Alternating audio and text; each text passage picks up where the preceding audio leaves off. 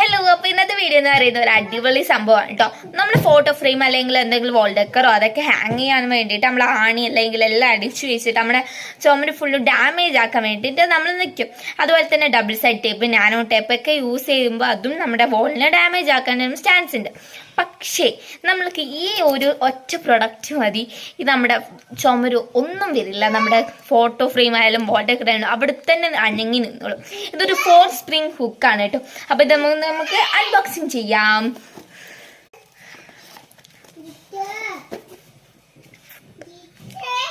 ഇതൊരു spring type ഹുക്കാണ് കേട്ടോ.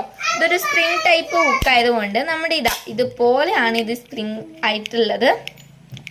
ഇത് നമുക്ക് വേണ്ടെങ്കിൽ എന്തെങ്കിലും കുളത്തിടുവോ അല്ലെങ്കിൽ നമ്മുടെ ഈ ഫോട്ടോ ഫ്രെയിമൊക്കെ നമ്മൾ ചരട് കെട്ടിയിട്ടാണല്ലോ പൊതുവെ ചെയ്യാറ്. എന്നിട്ട് നമുക്ക് ഈ ഒരു ഹുക്കിൽ ഇതാക്കി കഴിഞ്ഞാൽ വീഴാണ്ട് തന്നെ സൂക്ഷിക്കുന്നുണ്ട്. കാരണം ഈ ഒരു കാണുന്ന ഈ ഒരു ഹുക്ക് നമ്മൾ എന്ത് ചെയ്യുമെന്ന് വെച്ചാൽ ഇതുപോലെ തടഞ്ഞു നിർത്തും. ആൻഡ് ഇതാണ് കേട്ടോ അതിൻ്റെ ഡബിൾ സൈഡ് ടാപ്പ് ആയിട്ട് വരുന്നത്.